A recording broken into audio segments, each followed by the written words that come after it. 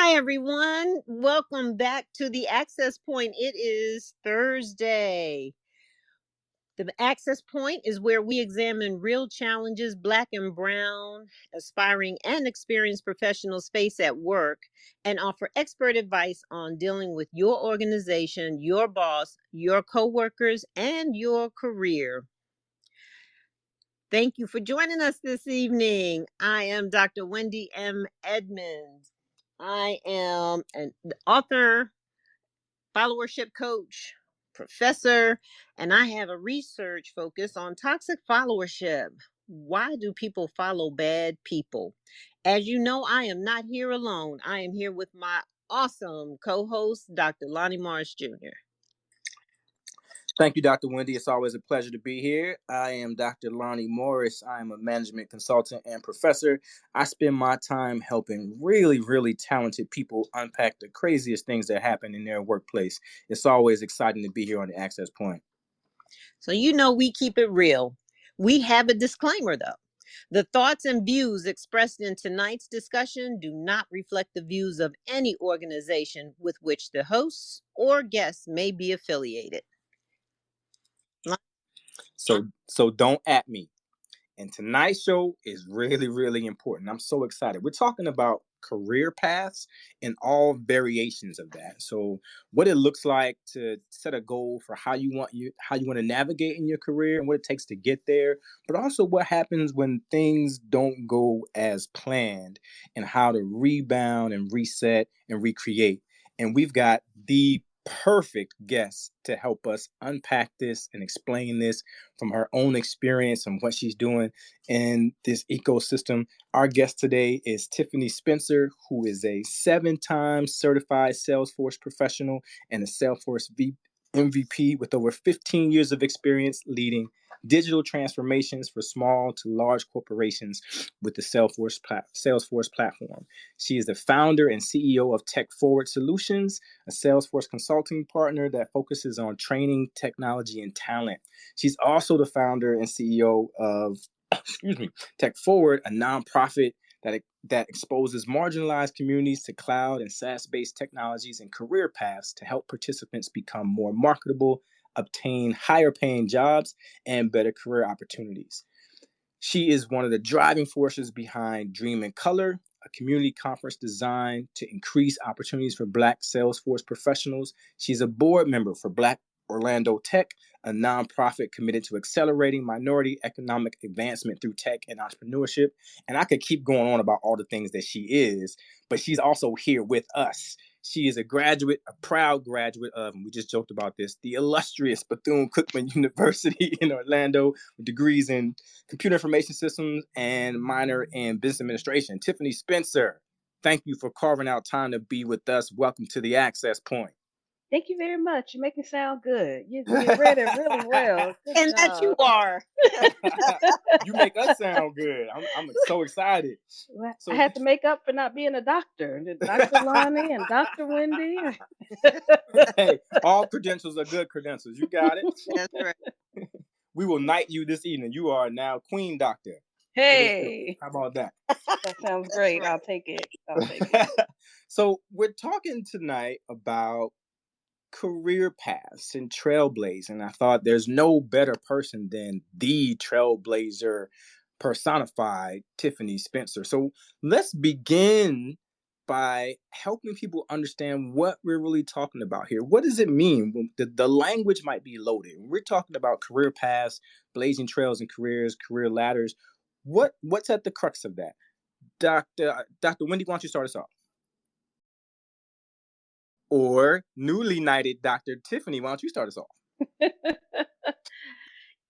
When you're thinking about career paths, I think everybody kind of has, I feel like some people have an idea and some people have no idea, right? And so some people are very clear about what type of promotions and careers and what's the ultimate kind of top level role they want to have within their industry or field or company. But it could look so different to so many people if they have an idea at all. I did not, to be honest with you. I did not know what Me either. I don't know what I was thinking about. I mean, I had a little bit of a career path, but it wasn't based off of like real life, sort of, because when you're in college, you don't really kind of know how the world really works. So I Yeah. knew I wanted to do something in IT. I think I wanted to be a some sort of a business owner, but anything in between, like I had no idea. And I think even when I first started in the career path, I still wasn't. I worked at NASA for a couple years and a lot of great companies, and I still wasn't really sure exactly where I fit and what I wanted to do. And so, yeah, it's been interesting. And thank you, because I had a very similar experience. I came out of business school, and I knew when I was going through all those classes that I didn't want that path that I heard talked about all the time. I knew, and I had alum that I was meeting, and hey, I work at such and such company, which is this big global space. And like, I don't really want to do that. I knew that I wanted to do something different. I know I wanted to be in the area of learning, so that discipline of marketing and sales and all the things behind that. But I knew I didn't want to go that route, and so trying to unpack that for myself was a little difficult in the beginning. And then once I got into my career, it sort of went haywire as well, right? Sort of discovered the path on my own. Dr. Wendy, what's your experience? So my experience is a little different. I didn't go straight to college out of high school. I was the late bloomer. But I did know that I loved teaching. So when I was little, I used to line my doll babies up and teach them and read to them and pretend If that you they could see were the look on my face right now. I would pretend that they were students. So I thought that was definitely going to be what I was going to be a teacher when I grew up. And after entering the field in early childhood, I realized that I enjoyed it, but financially it just was not rewarding. And I never could see myself developing fully in the way that I wanted to do the things that would keep me happy with that salary. And that became a way that I just moved around and moved around and moved around, going to school the whole time. I worked and went to school the whole time. So I've done so much, but I never had the clear path. I followed my heart, and um, it was really a challenge. It was really a challenge. And I love that you know that you followed your heart, because I think there are some industries and roles that have a more clearly defined career path. I think if you're going to, and you mentioned this, Tiffany, that you were in consulting. If you go into a consulting firm, the path is pretty much laid out what you need to do, right? You sort of take on these projects, you get on project like X, you work for this person, you move up, you go to partner. If you're in law, you know you're going to be a partner. Some of these spaces, the outline for the roles you need to have, the types of work you need to do. But as we're noting, the three of us who are all successful, that it doesn't always appeal to everyone. So what's that thing that we need to get up under to help people unpack when the career path that might be laid out isn't really jiving with what they feel at their heart, which you mentioned, Dr. Wendy. Now, do you feel like consulting is a straightforward path? I feel you know, well, Maybe let me not. tell you. So, I'm thinking to myself, so when I got a role and I got into a company and I was looking around, I was still trying to figure out what do all these different places like what do these people do? What are their jobs? Who's the person in charge? Like it's still I don't know why, but it still took me a while to kind of figure out who was who and what I thought I wanted to do. Did you I mean, was that clear for you or was I weird? Well, no, you are not weird, and I love that you answered that question, because I went to work in the second part of my career, when I left higher ed administration. I went to work for a consulting firm, and they sent me on 3 projects. And every time I would just sit there like, I have no clue what's happening right now. Everybody's moving, like nobody really gave me anything to do. The language they used was I was going to shadow.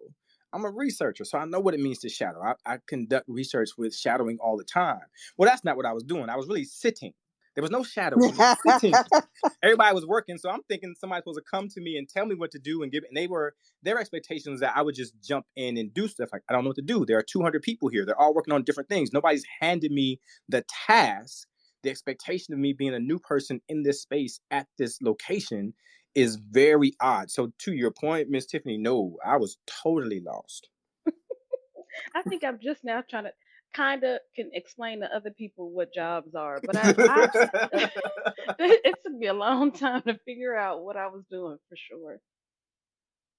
And so that's a really good point for us to jump off of here, because if you're not clear, if the path is not laid out for you in your role, in your organization, in your industry, and we know you couple that with particularly the times we're in now where there's a high degree of change happening, all the things that we're doing sort of post pandemic, and we've got a weird economic forecast, right? All the things happening there, and the employment landscape is weird. So we see tech firms that are laying off, we see all of this happening.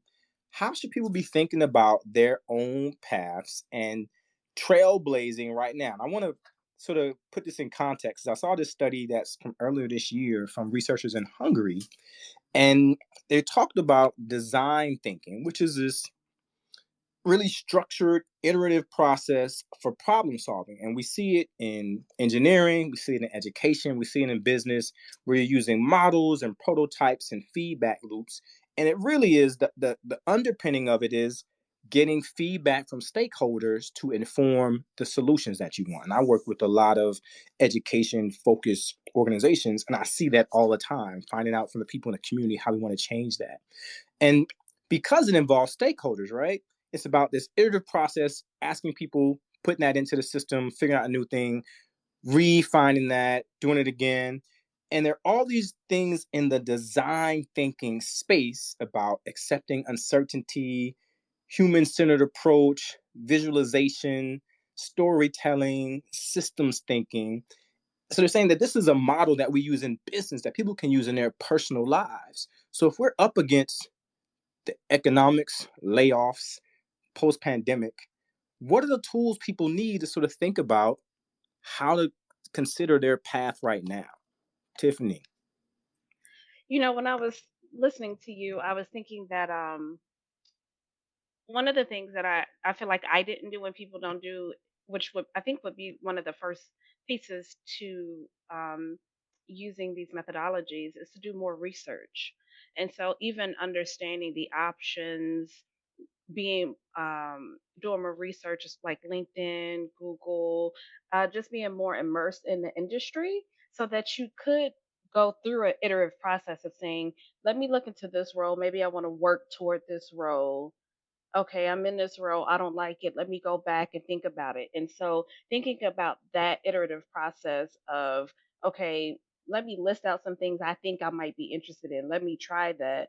I don't feel like we would take that approach to our actual careers and career paths to be able to find that thing like Wendy was saying that we just love and we want to do and we feel it in our heart. I never took that kind of approach with my career. Can, And I, can you see Dr. Wendy doing that with her dolls right now? I just She saw her vision. was like, I feel it. This is awesome. we get into careers and don't realize that there are so many different things that we can do. So if we begin in one area, I mean, just take for instance, take cosmetology.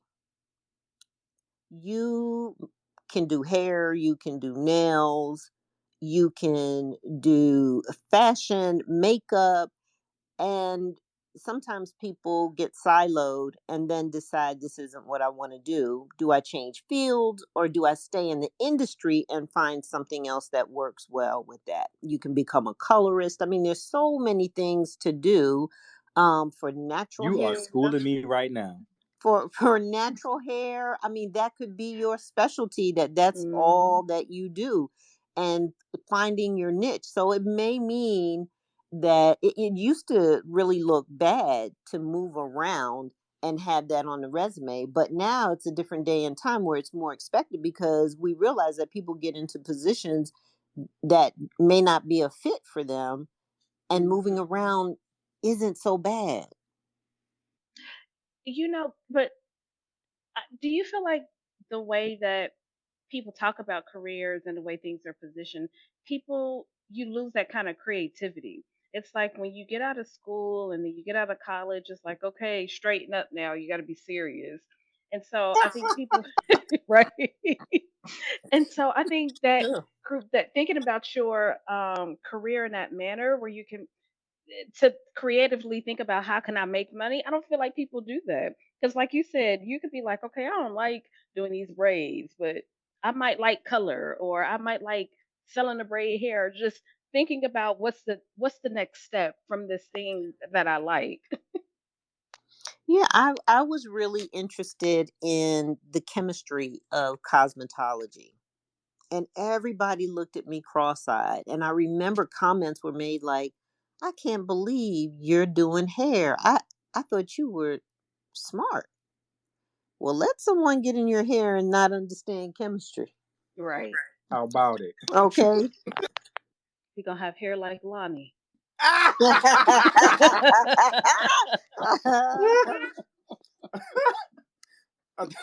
do not like that comment at all.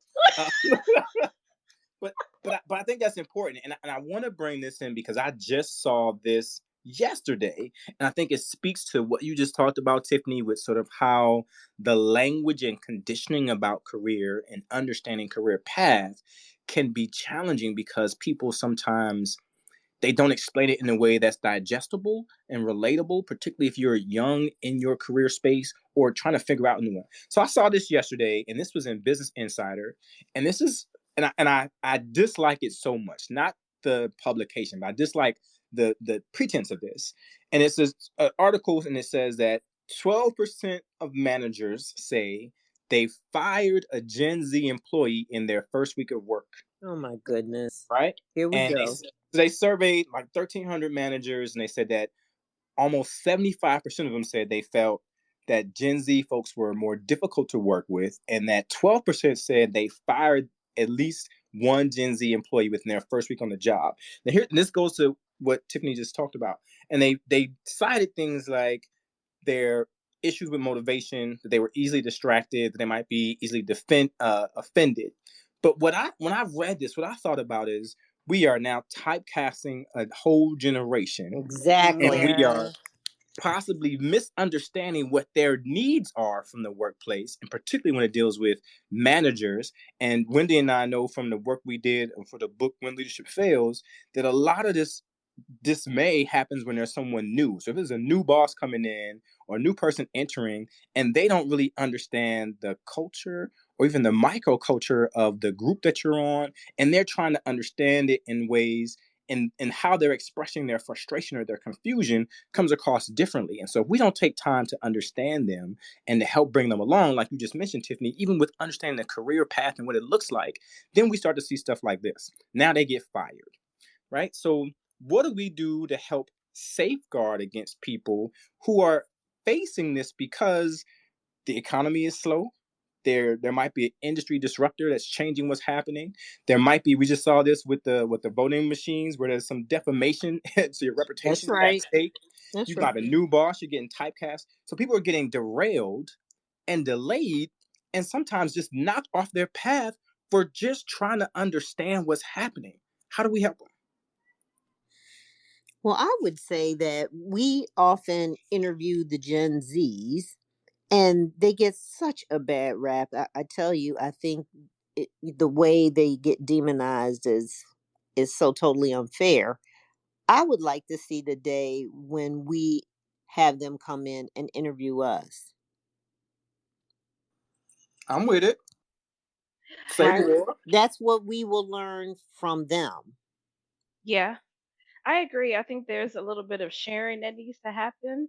So with some things are lost in translation. I also think that we're not truly preparing people for the corporate culture. Um, One of the things that when you talk about all these like different I do tech training, and so in this workforce development space, and the new thing is transition into tech. The problem with that is when people get into tech, they need to understand what a tech environment is. And that tech environment, when we don't prepare people, you get what you're talking about, right? Where people are being let go, they get really discouraged, and then people write these hit pieces on a Yeah. generation. Yeah. True. It's Yep. true. I think that we're not properly preparing these individuals to go to understand corporate culture, and corporate culture is not changing. So I don't even know how you change it from that side, right? I think there's some work that needs to be done on both sides. People definitely need to be a little bit more resilient, but they need more strategies to understand how to properly um, navigate the workplace. And then on the other side, like you're saying, okay, there are people inside of the workplace that have been there for 30 years that don't even understand what's happening outside of their jobs, and the culture shifts and all the shifts in the space. And it's just, it's really interesting to see, and it's almost like the sink or swim type of or deal when you Mm, put people into the space. wow. Whoa. Yeah, that's bleak. That's sort of sad. I mean, to I laugh. know. Sorry. But the tech industry hasn't changed. I sat beside a colleague who was saying how in the tech industry it's still very conservative, and so when you look at the fashion that's still in corporate, is it may not look acceptable. And It, so I told her, I said, that's why I hate khakis and polos to this day. I That feel was. like I feel like you're judging me right now.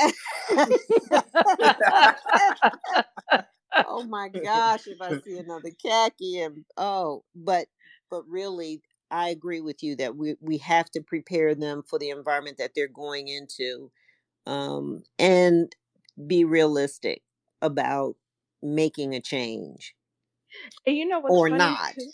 Right. Or not, that part, because that's again about the part of being real with yourself and what do you really want to do and getting putting on that path.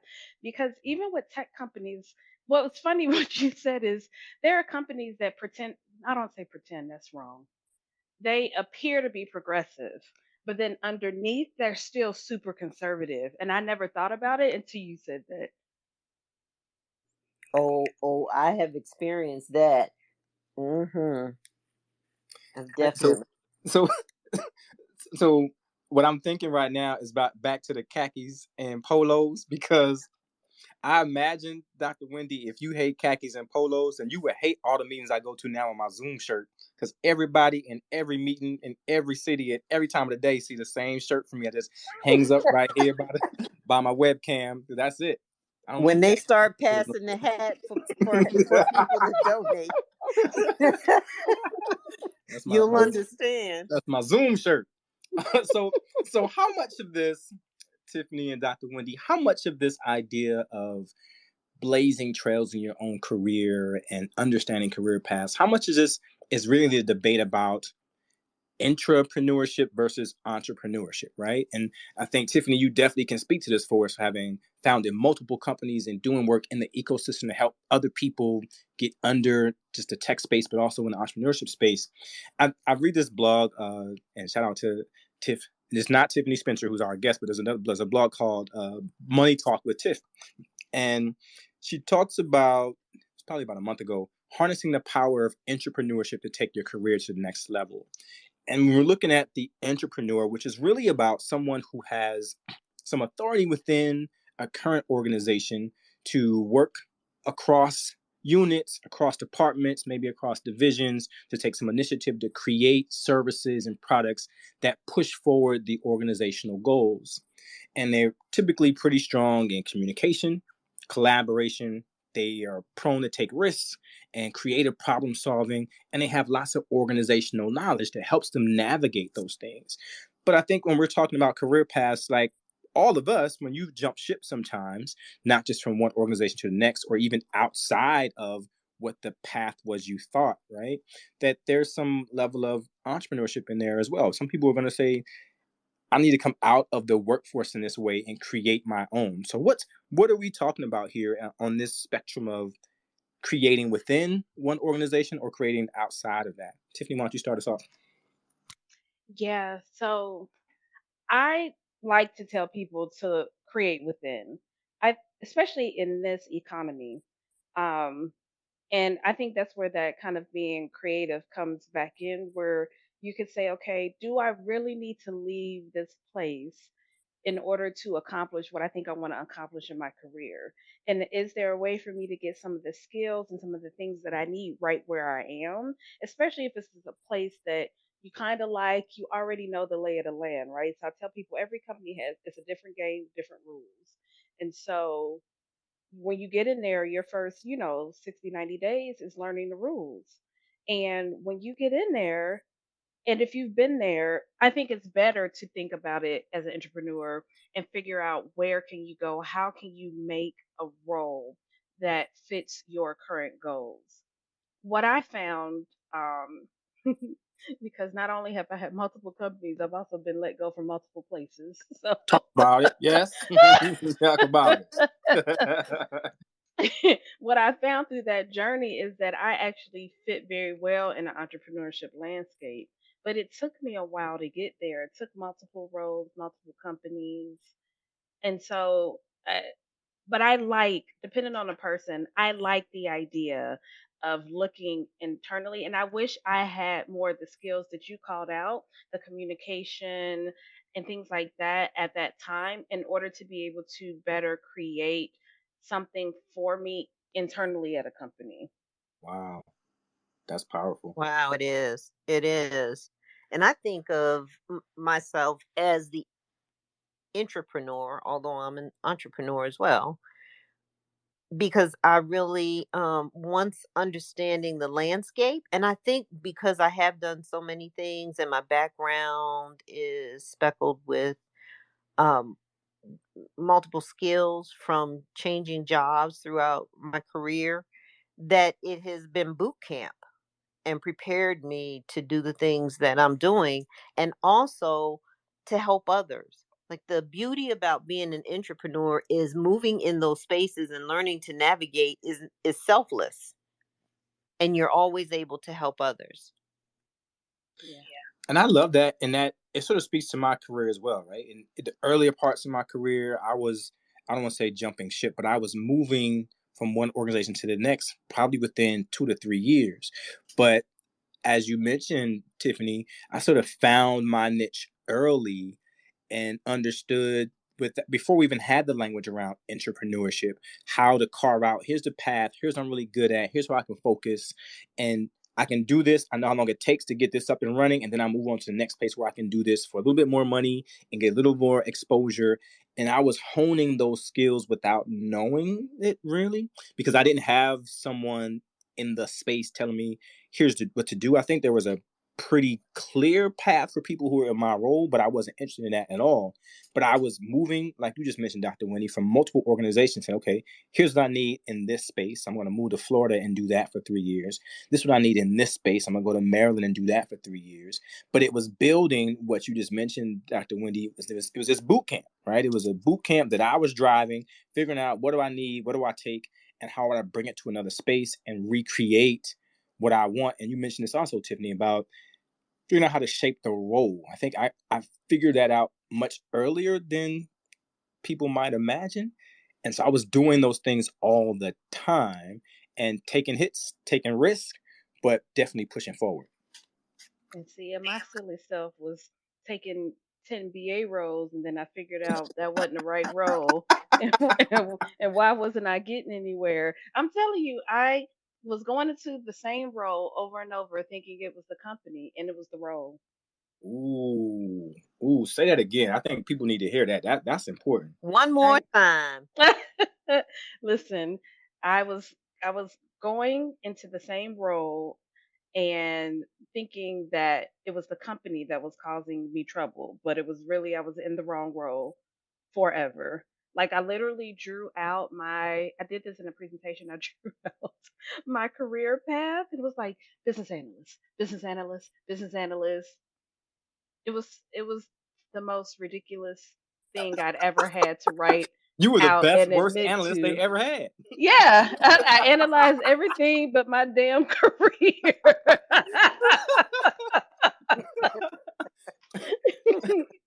terrible. And I'm like, I'm not doing well in this role. Why didn't dawn on me to look at another role? I don't know. Because if I talked to you, Lonnie, I'd have been like, well, let me try this role and do this next. And Mm, not having a plan, not thinking about it, and just focusing on just getting a job.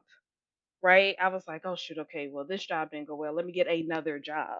mm. And so thinking about it in that manner and not taking a step back to do some real evaluation did not serve me. That's why career development is so important, because Hmm. these conversations have to take place. Career development showed up every time I was laid off. And Let's talk about it, right? here, yeah, here go the every magic time. career counselor. Oh my goodness. And the most they could do is, excuse me, tell me that they were going to help me to write my resume. I don't need help with that. I know how to write a resume. I need to find another job. How do I do that? Like, what am I looking for? I didn't tell you I can't write. Right. I can write. It's the same. It's the same thing. I never ran into anyone, and I ran into people who referred to themselves as coaches. And it all started, the only advice was everything I already had. If it wasn't for the wonderful library and bookstores, I probably would never ever have done anything except find myself in that wheel like you did, Tiffany, and just keep doing the same bad thing over and over again. Hmm. Yeah. That, And that, when go ahead. I when I had to take that time to look at, okay, what am I doing? What do I want to do?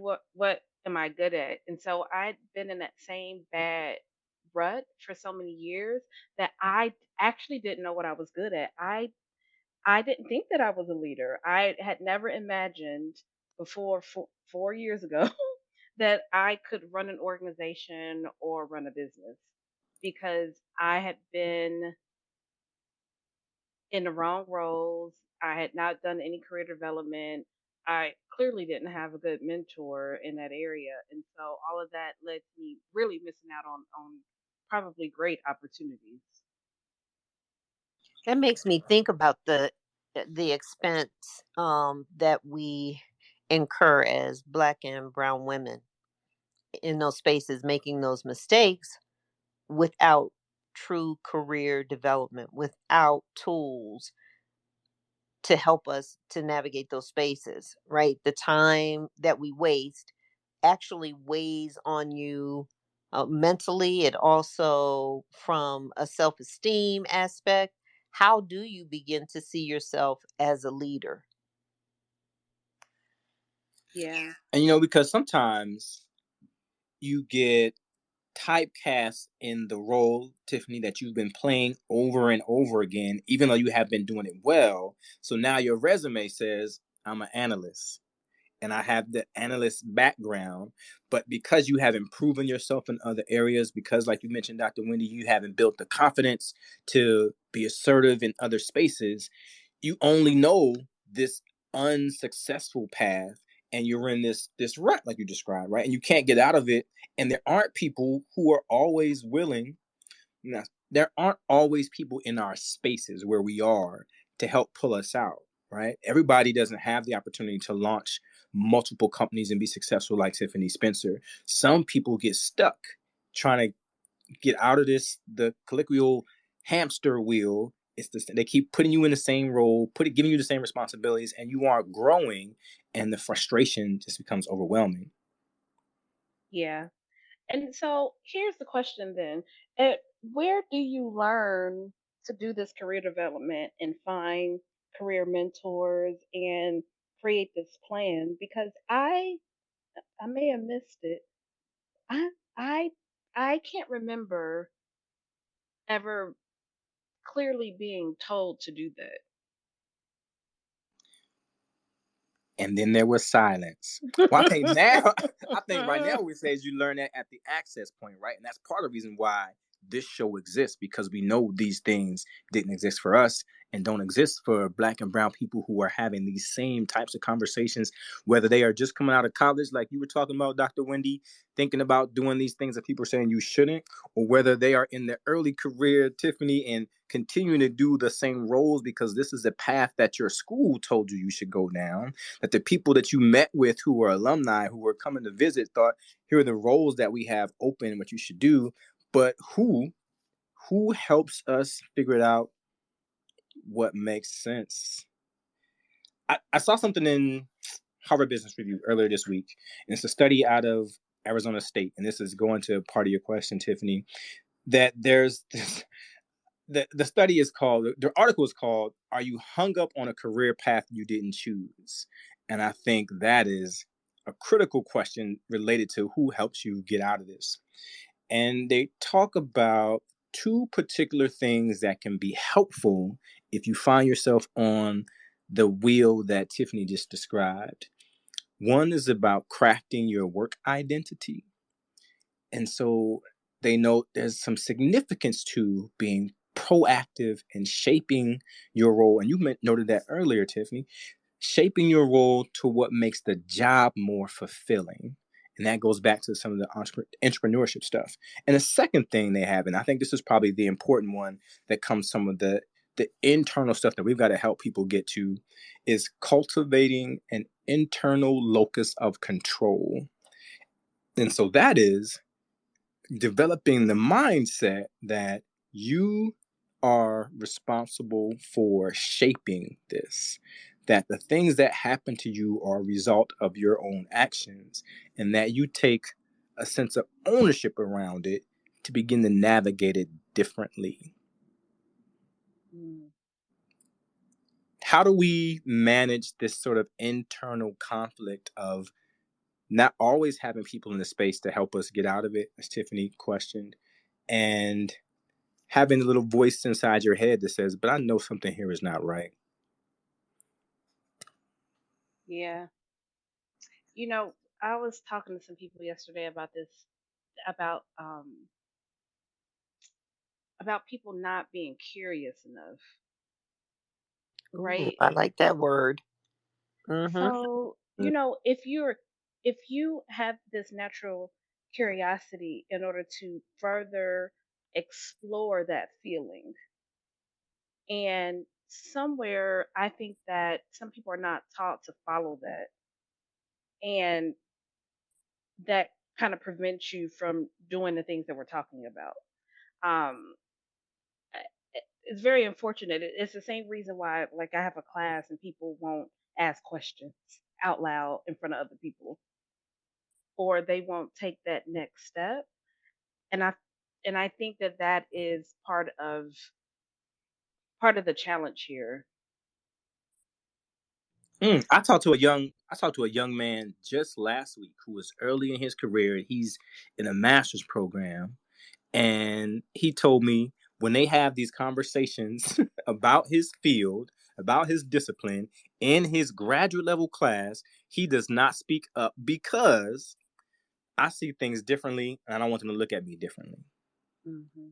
Right. Oh, So he's been conditioned to think that his way of thinking, his divergent thinking, his different perspective, his new vantage point is not welcomed in discussion with other people who are at a graduate level of beginning a graduate level understanding of this and pushing forward in their careers. Wow. but that's the response. That is true. That's the response that we get. So I understand the fear. Um, I would hope that he moves past that. But the fear is a result of the response to being different. So goes back to what you said earlier, Tiffany, that a lot of the companies have these wonderful websites and they talk about diversity again, right? We love this, we welcome it, and we embrace it. And the minute you get someone with a different communication style, leadership style, claws come out because people are not accepting of difference. And Hmm. yet that could lead to any type of solution or at least discussion. Yeah. But when And you are different and you think differently, it's hard. It's hard to be the orange on a table full of apples. hmm and it takes us so long to get there, but we're okay with being different. Like it took Yeah. me too long, and I think that contributes to, some of the wage gap. It takes us too long to get to a point where we're okay with it, and then we know how to operate in that. And I've I've Totally experienced agree. that. Right. I'm stumbling on my words here because I've experienced that so many times in my own career, particularly being a young person who moved up the ladder relatively quickly and also changed roles in organizations pretty frequently. So I was always a new face, a young face, a change agent coming to a space with a culture that already existed and trying to take my divergent thinking and overlay it on what they were doing to get new results. And that is frightening for people, right? Dr. When you mentioned there's some fear, that's frightening for people. And we see that in what we saw with that study earlier about typecasting the Gen Z folks, right? It's frightening because you're offended by the things that I say that are offensive, right? So there's something innately significant and important for these conversations, for this conversation with the two of you, to help the people who are listening, to help even us as we're reflecting on our own careers, at least for me, to embrace the creativity, the divergent thinking earlier. Yeah, I think so. I when you talk about, blazing a trail, I mean, there has to be some sort of confidence in you being okay being on your own trail in order to blaze it, because it's your trail, Yeah. right? Yeah. Mm-hmm. And so if that doesn't get to people faster, they don't know that's where they're moving toward, then you can't get there. It's such a price that you pay for being different.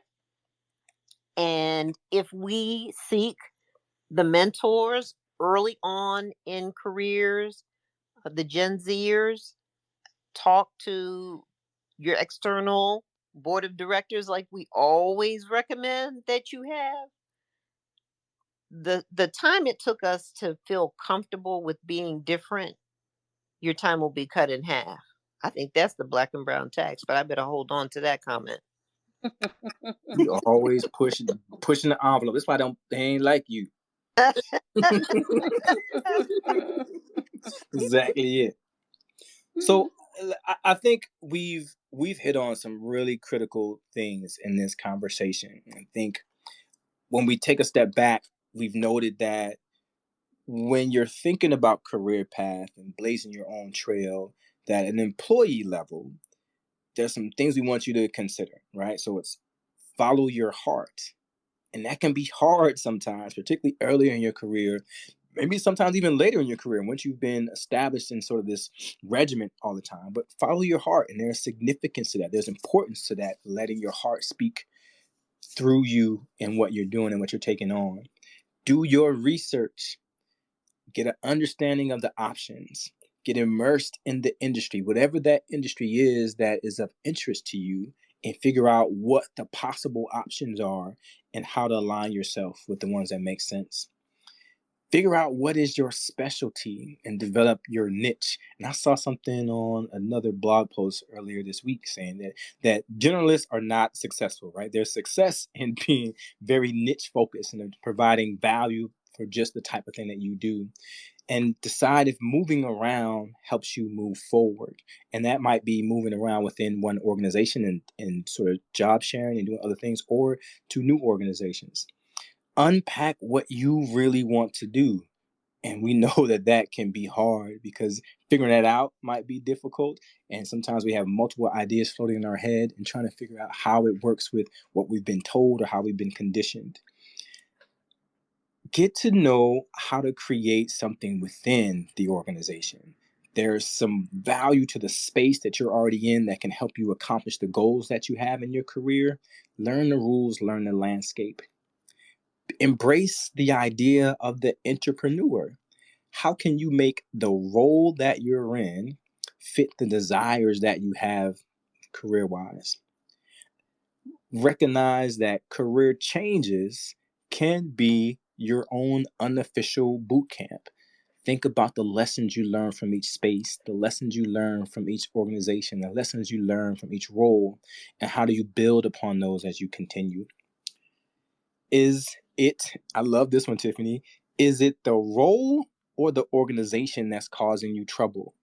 You've got to get clarity around that, because if you aren't clear, you may continue repeating the same mistake of getting that role again, then maybe the role is what doesn't fit for you. Have a plan. And we talk about having a career plan on the Access Point all the time. Planning is so critical to this. Then decide, when do you take a step back to reevaluate? There's always value in driving forward, but you have to assess and refine where necessary. For the leaders and managers and supervisors, the question we want you to answer is, are you killing your employees' creativity? Are you typecasting them by gender, by race, by generation, by interest? And is that thwarting their growth, not only professionally, but also personally? What is being lost in translation? The new person entering doesn't always understand. And are you making assumptions based on how things have always been in your space that don't translate well to someone who's new and trying to understand the space? How much are you sharing? Sharing information, not just about the role and about the job, but about the industry and about the ecosystem, is helpful and allows people to find their path in the spectrum of career planning. How are you helping people develop the skills? And Tiffany said this, develop the skills that create the value for themselves in the organization. Sometimes the role is good, but the skill set they have isn't fully developed yet, and they need time to grow in those areas so they can maximize the potential. How are you removing the fear that people experience in the workplace about being different?